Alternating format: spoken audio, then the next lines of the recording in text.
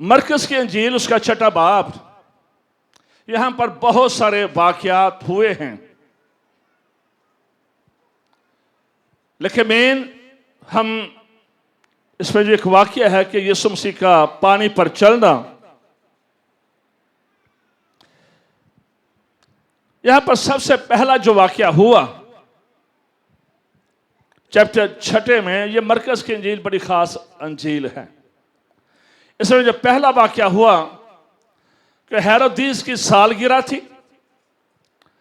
और हेरोदियास की बेटी उसमें नाच रही थी, और नाचते नाचते हेरोदियस का दिल खुश हुआ और उसने कहा कि तू क्या चाहती है। उसने अपनी मां से पूछा और मां ने कहा कि डिमांड कर, जॉन बैप्टिस्ट का हमें सर चाहिए, उसकी गर्दन चाहिए, उसका कत्ल हम देखना चाहते हैं। और उसका कत्ल वो क्यों देखना चाहती थी? बुनियादी तौर पर उसका रिलेशन गलत था और जिसके खिलाफ जॉन बैप्टिस्ट बोलता था, इसलिए वो अपने नफरत और हेट का वजह से अब वो चाहती थी कि जॉन बैप्टिस्ट की स्टोरी ना रहे। और यही पिछले दिनों में हुआ। चार्ली क्रिक को जब मारा गया तो ये एक छोटे लड़के की बात नहीं है। बुनियादी तौर पर ये पीछे एक पूरी आइडियोलॉजी है, एक पूरा थॉट है, और ये वो लोग हैं। मैं इसलिए चार्ली किर्क की बात कर रहा हूं कि बड़े बड़े खादम मरे हैं, खुदा के पास गए हैं, लेकिन इसका अफसोस अमेरिका में खादमों ने, बलीवर ने बेहद किया है। मैं कि पाकिस्तानियों के अंदर भी मैंने देखा कि वो भी इसके लिए रो रहे थे, हालांकि उन्होंने कभी उसको देखा नहीं था, लेकिन उसके लिए सब ने आंसू बहाए थे, उसके लिए रोए थे। और चार्ली क्रिक की जिस वजह से कत्ल किया गया, जैसे मैंने पहले बताया कि ये यीशु मसीह को और खुदा के कलाम को पेश करता था। इसलिए जो ऐसी पूरी दुनिया में इब्लीस जो है, ऐसे लोगों का स्पिरिचुअली और फिजिकली कत्ल कर देता है कि जो यीशु को पेश ना कर सके। इसलिए जब से ये हुआ है, मेरे अपने दिल में आ गया कि हमने यीशु ही को पेश करना है, जो कुछ मर्जी हो जाए, यीशु ही का पेश करना है। तो अब यहां पर भी जॉन बैप्टिस्ट, चूंकि कलाम का वो बड़ा दिलेर खादम था, शाम के बच्चों दिलेरी से कलाम करता था, लोग उससे प्यार भी करते थे, क्योंकि 430 साल के बाद एक नबी आया था, लोग उससे प्यार करते थे, लोग तौबा करते थे, जिंदगी तब्दील करते। मतलब उसके भी बहुत, आप कह लें कि हजारों में उसके पैरोकार थे। सिर्फ यीशु मसीह के डिसाइपल नहीं थे, जॉन बैप्टिस्ट के भी, यूहन्ना बपतिस्मा देने वाले के भी बहुत ज़्यादा पैरोकार थे। लेकिन हम देखते हैं कि हालात ने जब पलटा लिया है तो उसको हम देखते हैं कि ख़त्म कर दिया गया। जब ये सारा चार्ली का वाक़या हुआ है अमेरिका में, तो कहते हैं कि बहुत सारे चर्चेस अमेरिका में बनना शुरू हो गए, यूरोप में लोग उठ खड़े हुए, यूके में उससे पहले ही उठ खड़े हुए। कम से कम एक शख्स की मौत कईयों के लिए निजात और बरकत और बहाली का वसीला बन जाती है। यहां पर भी जब जॉन बैप्टिस्ट की गर्दन उतारी गई तो अब सारी अवाम जो थी वो मायूस थी, क्योंकि 430 साल के बाद एक नबी आया था। जॉन बैप्टिस्ट 6 महीने यीशु मसीह से बड़ा था, तो इसलिए वो भी यंग था और यीशु मसीह यंग थे। तो इसलिए अब लोगों ने जो रुख किया है, यीशु मसीह की तरफ रुख किया है। यीशु मसीह की अपनी शख्सियत वैसे अट्रैक्टिव थी, उसके साथ ही जॉन बैप्टिस्ट का कत्ल हो गया, लोग गमज़दा थे, और अब वो चाहते थे कि यीशु मसीह को किंग बनाएं, बादशाह बनाएं। लेकिन यीशु मसीह तो अल्लाही बादशाह है, वो दुनिया का बादशाह बनने के लिए नहीं आया था। तीसरी, ये हजारों के तादाद में लोग और ज्यादा पीछे लाके, और यहाँ पर लिखा है कि फिर यीशु मसीह ने इनको 5000 बंदे को खाना खिलाया, 5000 बंदे को खाना खिलाया। और इस बात को याद रखें, ये सिर्फ 5000 आदमी थे, इस पे औरतों और बच्चों की तादाद नहीं लिखी है। मैंने ये कहा कि यीशु मसीह की शख्सियत, उसकी गुफ्तगू, उसकी बातें, उसका सरमन इतना अट्रैक्टिव होता था और नींद किसी को नहीं आती। क्यों जी भाई, लोग सोते नहीं थे उसके सरमन में ना, सुनते रहते थे। मुझे पता है मुझे भी गर्मी लग रही है, मैं भी शायद ज़्यादा ना, आप भी ज़्यादा बर्दाश्त ना कर सके, लेकिन आप देखें कि वो 1 2 3 दिन आराम से यीशु के साथ चलते रहते थे। रातें भी बाहर रह जाते थे लोग, सिर्फ सरमन सुनने के लिए, सिर्फ यीशु के कलाम सुनने के लिए, अपनी शिफा। वो थकते नहीं थे सारा दिन। मैं हैरान हूं कि यीशु मसीह का कितना फिजिकल स्टैमिना था और लोगों का भी कितना स्टैमिना था। वो भी पीछा नहीं छोड़ते थे और यीशु मसीह सारा रात पहाड़ पर दुआ करते, सुबह हीलिंग प्रीचिंग, लोगों पर हाथ रखते, दुआ करते। तो ये सारा सिलसिला चाह रहा था।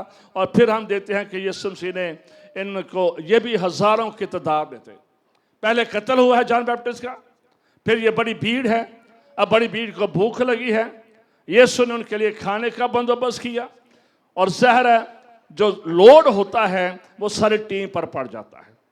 अब जो टीम थी वो सैड भी थी, जॉन बैप्टिस्ट मरा है, टीम थक चुकी थी, हजारों की तादाद में लोगों को खाना खिलाया है, पीछे चल रहे हैं, बहुत कुछ है। और फिर हम देखते हैं कि यीशु मसीह ने कहा कि उन्हें मजबूर किया कि आओ पार चलें। यीशु ने उन्हें मजबूर किया है कि आओ पार चले। They don't want to go, वो जाना नहीं चाहते थे। लेकिन यीशु मसीह कई बार जब भेजता है, वो नेवर अंडरस्टैंड, हमें पता नहीं होता है कि हम क्यों ऐसा कर रहे हैं।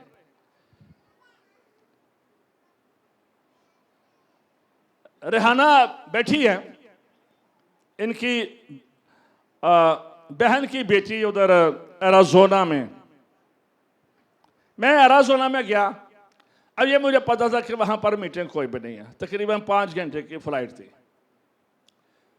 अब 5 घंटे की फ्लाइट थी, मैं जहाज पर बैठ गया। मैंने कहा खुदा में कादिर जा रहा हूं, मीटिंग भी नहीं है, टिकट भी चंगी भली महंगी सी। आई डोंट अंडरस्टैंड कि क्यों खुदा ऐसा कर रहा है। मैंने खुदा से पूछा, लेकिन खुदा कई बार अजीब काम करवाता है, आपको ले जाता है। वहां पर वो मेरा दोस्त भी था, उसकी बेटी थी, लेकिन मैंने देखा कि वो तैयार थी लेकिन अटक चुकी थी एक जगह पर। दोनों मियाँ बीवी, एक तो वाटर बैप्टिज्म में, एक रूहानियत में। लेकिन खुदा कई बार आपको ले जाता है मुख्तलिफ जगहों पर, आपको आइडिया भी नहीं होता कि खुदा ये क्यों आपसे ट्रैवल करा रहा है, क्यों खुदा आपको भेज रहा है। मैंने ये सब इस बात को सीखा है कि आपको पता नहीं होता, आपके जहन में कुछ और होता है, खुदा के जहन में कुछ और होता है। खुदा ने की और खिदमत लेनी होती है, लेकिन हम कुछ और सोच रहे थे। लेकिन जो खुदा ने खिदमत लेनी थी वो उसने ले ली, खुदा यीशु मसीह ने। तो यहाँ पर भी यीशु मसीह ने अपने शागिर्दों को मजबूर किया है। और फिर लिखा है कि यीशु मसीह बजाते खुद अपने शागिर्दों को भेजा है कि झील के पार जाएं, ताकि मेंटल रेस्ट मिल जाए, फिजिकल रेस्ट मिल जाए। अगर किसी भी तरह से इनके बदरों जहनों में की बोझ है तो वो थोड़े से रिलैक्स हो जाए, क्योंकि हर वक्त भीड़। इसलिए यीशु मसीह ने मजबूर किया कि आप थोड़ा सा अलहदा चले जाए। यीशु मसीह उनको भेज कर बजाते खुद यीशु मसीह लिखा है कि वो पहाड़ पर दुआ करने के लिए चले गए। वो खुद पहाड़ पर दुआ करने के लिए तो चले गए। अब यीशु मसीह जब पहाड़ पर हैं तो उन्होंने देखा है झील की तरफ। गलील की झील का मैंने पहले भी कहा, गलील की झील बड़ी अहम है पूरी बाइबल मुकद्दस में, अनाजील में। इसके 3 नाम थे, तबरियास की झील, गलील की झील, गंसत की झील। ये बड़ी गहरी थी, 12.5 मील लंबी और 4 मील से लेकर 7 मील तक ये चौड़ी थी, बड़ी गहरी थी। और इसका पानी जो था ये बड़ा मीठा पानी था। ये कह लो कि फ़लस्तीन का बनी इसराइल का ये ख़ास एक बिजनेस है। फिशिंग यहाँ पर लोग करते थे, मछलियाँ पकड़ते थे। तो इसलिए ये ज़बरदस्त झील के बारे में बहुत सारी बातें हैं। तो इसलिए हम देखते हैं कि यीशु मसीह ने जब इनको भेजा है अपने शागिर्दों को, और जब ये शागिर्द बीच में गए हैं तो लिखा है कि जो हवा थी वो उनके मुखालफ चलना शुरू हो गए, अपोजिट। अब ये चप्पू मार रहे हैं, ये चप्पू मार रहे हैं, लेकिन बजाय आगे जाने के ये पीछे आ रहे हैं, ये बढ़ नहीं रहे हैं। कई बार जिंदगी में यही हमारे साथ भी होता है। हम आगे जाना चाहते हैं, हम दुआ में बढ़ना चाहते हैं, हम खिदमत में बढ़ना चाहते हैं, हम बहुत कुछ खुदा का काम करना चाहते हैं, लेकिन जो फोर्सेस हैं, अनसीन फोर्सेस जो हैं, वो आपको धकेलती हैं, वो आपको डिप्रेस करती हैं, वो आपको मायूस करती हैं। आप अपने घर के हालात बेहतर करना चाहते हैं, आप अपने ज़वाजी हालात को बेहतर करना चाहते हैं, आप बहुत ज़्यादा खुदा के लिए बोझ और दर्द रहते हैं। जितना आप एक कदम आगे बढ़ते हैं, इब्लीस आपको 10 कदम पीछे ले आता है। वो फोर्सेस आपके पीछे काम कर रही होती है, आप आगे नहीं बढ़ पाते। ये कोई इन्होंने यीशु मसीह का हुक्म माना है, ये अपनी मर्जी से नहीं गए हैं। कई बार इस बात को याद रखें कि खुदा का काम करते करते भी जिंदगी में बहुत सारे चैलेंज होते हैं। आप इस बात को याद रखें, इब्लीस 2 तरह से आप पर अटैक करता है। नंबर 1, वो आपके जहन पर अटैक करेगा जब आप बढ़ना चाहते हैं, जब खुदा के लिए कुछ करना चाहते हैं। सबसे पहले आपको जहन को अपने इख्तियार में लेगा, आपके अंदर नेगेटिविटी डालेगा, मनफी चीज़ें डालेगा, आपके जहन को मुंतशर करेगा, आपके दिल में नफरत डालेगा, आपके दिल में कड़वा बीज डालेगा कि वो तुझे पसंद नहीं करते, वो तुझे पसंद नहीं करते, तेरी खिदमत को पसंद नहीं करते। हेट का बीज वो हमारी जिंदगी में डालता है, नफरत का बीज बोता है हमारी जिंदगी में, मनफी चीज़ों का बीज बोता है। और अगर जहन में वो कामयाब ना हो सके तो इस बात को याद रखे, वो हमारी बॉडी पर अटैक करता है। डेविल 2 चीजों पर अटैक करता है, your mind and your body. आप कश्ती चला रहे हैं, आप यीशु का हुक्म मान रहे हैं, लेकिन आप आगे नहीं जा रहे, आप पीछे आ रहे हैं, आप पीछे आ रहे हैं। आप घर के फाइनेंस को बेहतर करना चाह रहे हैं, लेकिन आप और ज्यादा कर्जे में फंस रहे हैं। आप बीमारी के लिए बहुत ज्यादा कलाम बोल रहे हैं, लेकिन आप और बीमार होते चले जा रहे हैं। आप खुदा की हजूरी के भूखे और प्यासे हैं, आप बहुत कुछ करना चाहते हैं, लेकिन इस बात को याद रखें, नहीं कर पाते हैं, इसलिए कि बहुत सारी अनसीन फोर्सेस, इब्लीस हमारे पीछे होता है, उसकी बदरूहें हमारे पीछे होती है, जो हमें बढ़ने नहीं देती और जो हमें आगे नहीं जाने देती है। हम चप्पू चलाते रहते हैं, लेकिन उसी जगह पर खड़े रह जाते हैं। ये शागिर्द, ये माहीगीर थे, ये पानी उन्हें रोजगार देता था, ये पानी उन्हें पैसा देता था, ये मीठा पानी था। कई बार वही चीजें जो आपको बेनिफिट देती हैं, वही आपके लिए मौत बन जाती है। ये पानी ऐसा है, ये आपको पीने में ताकत भी देता है, लेकिन जिंदा बंदे को ये पानी में डुबो भी देता है। ये पानी जिंदा बंदे को पानी में मार भी देता है, और फिर जब मर जाता है तो फिर बाहर फेंक देता है। यही पानी आपको जिंदगी भी देता है, यही पानी आपको मौत भी देता है। मैनी टाइम, कई बार हमारे साथ भी ऐसा ही होता है। कई बार आप चीजों के लिए, कईयों के लिए बहुत कुछ करते हैं, बाद में आपके लिए फंदा बन जाते हैं, मुसीबत बन जाते हैं। यही पानी जिनको रोजगार देता था, यही पानी जिसके ये मास्टर थे, यही पानी जिस पर इनके ये मछलियां पकड़ते थे, अपने बच्चों का पेट पालते थे, आज वही पानी इन्हें अपने लिए मौत नजर आ रहा है। और ये हमारे साथ ऐसा होता है। अब ये कोई गलत लोग नहीं थे, ये कोई गलत किस्म के लोग नहीं थे, वो यीशु मसीह का हुक्म मान रहे थे। यीशु का हुक्म जब मानते हैं, कुछ करते हैं, तो इस बात को याद रखें कि बहुत सारी बदरूहें आपके खिलाफ उठ खड़ी होती है। अब इब्लीस को कभी अपनी जिंदगी में लाइट ना लें और कभी भी अपने आप को हमेशा यीशु के खून में प्रोटेक्ट करें। जहां पर आप इजी हुए, नेक्स्ट संडे में बताऊंगा, जहां पर आप इजी हुए वहां पर इब्लीस आपको पकड़ देगा। जहां पर आप अपने आप को चले हो ठीक है, असि हुण बड़ी दुआ करन लग पिया, बड़े रोजे रखन लग पिया, सब कुछ ठीक हो गया, जहां पर आपने समझा कि हम ठीक हो गए हैं, उधर से आपकी गर्दन पकड़ी जाएगी। जब आप महसूस करते आई एम गुड, और वही बैड वक्त होता है, वही इब्लीस के लिए गोल्डन चांस होता है। सुने, वही इब्लीस के लिए गोल्डन चांस होता है जहां पर उसने आपको मारना है, आपकी मेहनत को जाया करना है, आपकी मनुष्य को खेल करना है, आपकी दुआ को खेल करना है। चप्पू चला रहे हैं, आगे नहीं जा रहे, केवल यीशु हो सकता है। ये सारे माहीगीर हैं, ये कश्ती चलाने के मास्टर हैं, इन्होंने पूरी उम्र कश्तियां चलाई हैं, लेकिन आज ये अपने आप को बचा नहीं सक रहे, अपने आप को सेव नहीं कर सकते। इस बात को याद रखें, बहुत सारी चीजों में we are not master, we are limited.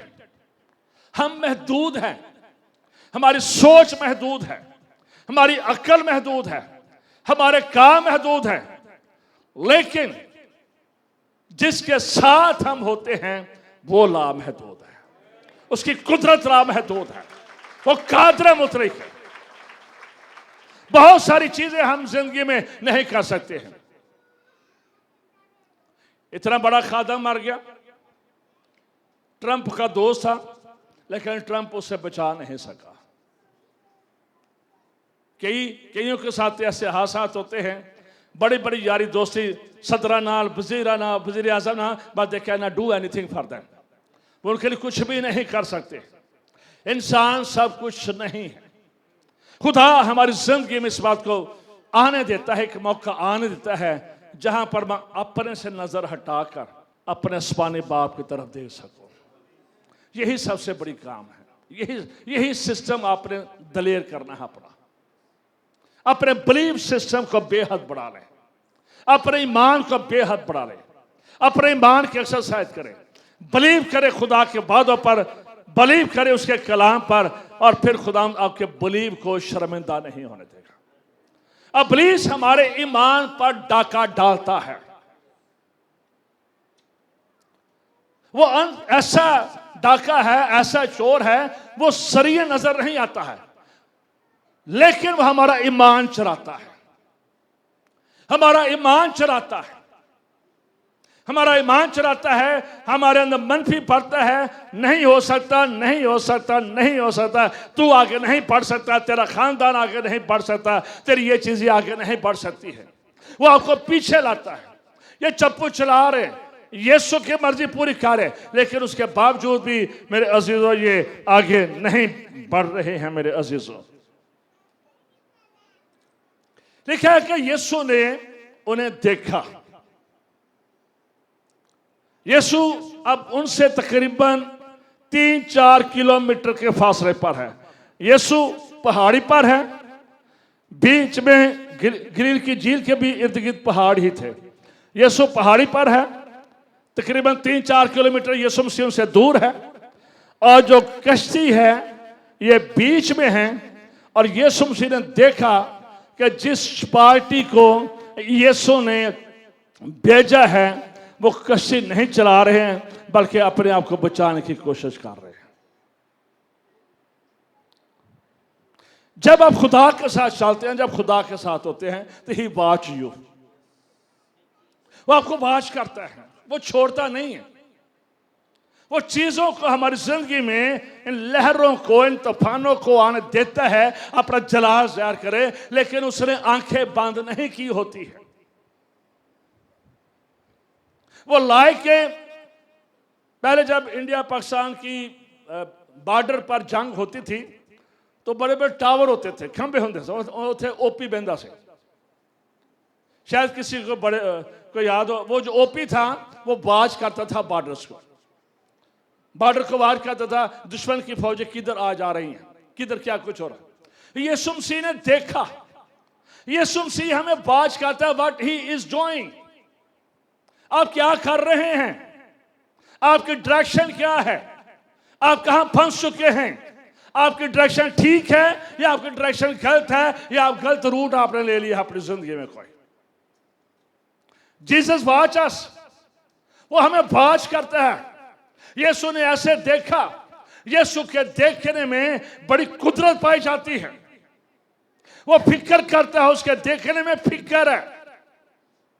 वो आम नहीं देखता, वो ऐसे देखता है, ऐसे तरस खाता है जैसे कलेजा फट जाता है, इंसान दुखी हो जाता है, इंसान में बिल्कुल ही तंग हो जाता है। यीशु का देखना ऐसे है कि वो हमारे जख्मों को, वो हमारी मुसीबतों को, वो हमारे मसाइल को बड़ा डीपली ऑब्जर्व करता है।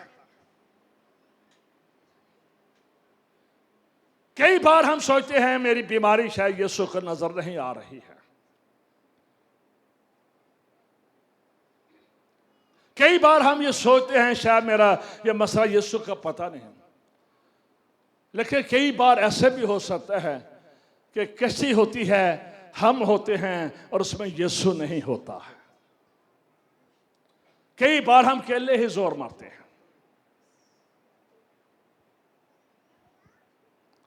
कई बार हम बड़ी बड़ी दुआ करते हैं लेकिन उस दुआ में यीशु हमारे साथ नहीं होता।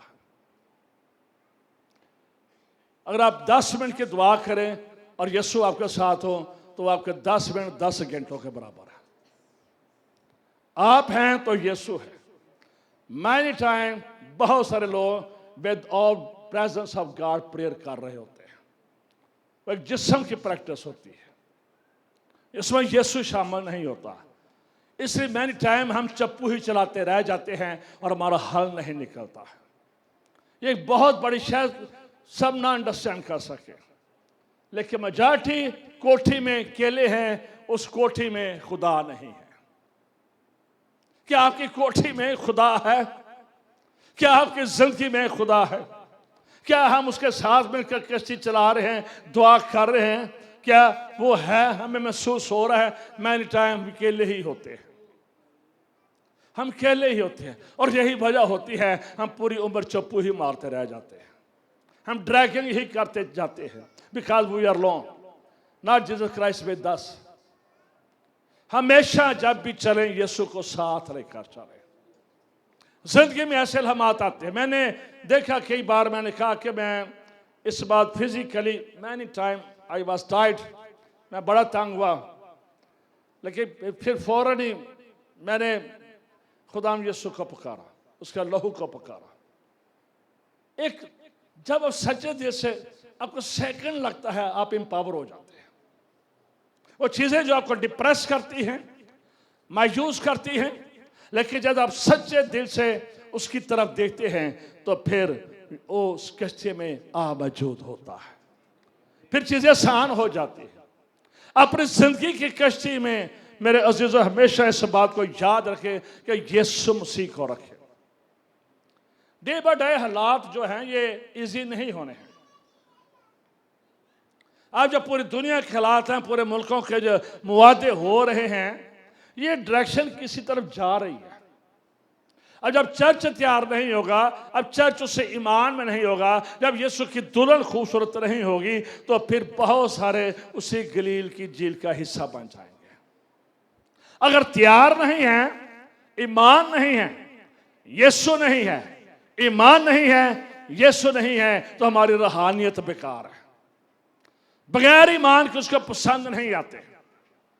अपनी जिंदगी में, अपनी मुश्किलात में मेरे अजीजों हमेशा यीशु को, अब यीशु ने जब देखा है तो यीशु मसीह के पास आए हैं और यीशु मसीह उनसे ये कलाम करते हैं कि खातर जमा रखो, मैं हूं, डरो मत। यीशु ने कह रहे कि तुम्हें घबराने की जरूरत नहीं है, मैं हूं ना, मैं हूं ना। तेरी कामयाबी की कुंजियां मेरे पास है, तेरी बरकत के दरवाजे खोलने की चाबी मेरे पास है, तेरी शिफा की चाबी मेरे पास है, तेरे मां बाप भरने की चाबी मेरे पास है। मैं हूं, मैं तुम्हें लुक आफ्टर कर सकता हूं। यीशु लिखा है कि पानी पर चलकर आए। किस पर चलकर आए? अच्छा, पानी पर यीशु क्यों चले? पानी पर इसलिए यीशु मसीह चले, अब वो पानी उन्हें मौत लग रहा था। पानी उन्हें क्या लग रहा था? मौत लग रहा था। और यीशु ने पानी पर चलकर उनको बताया कि ये पानी जिससे तुम डर रहे हो, ये मेरे पांव के तले है। इन पानियों का खालिक मैं हूं, इन पानियों का खालिक मैं हूं। मैं कहता हूं तो चीजें वजूद में आ जाती हैं। ये आलम मेरे ही कहने से बने हैं। मैं कहूंगा तो 12 तो मन फौज आ जाएगी तुम्हें बचाने के लिए। मैं कहूंगा तो बुदरूहें निकल जाएंगी। मैं कहूंगा तेरे गिर्द जो तूफान चल रहे हैं रुक जाएंगे। मैं कहूंगा तो तेरी बीमारी चलती रहेगी। मैं कहूंगा तो तू बहाल हो जाएगा। मैं कहूंगा तो दौड़ना शुरू हो जाएगा। मेरे पास चाबी है, तेरी कामयाबी की चाबी है।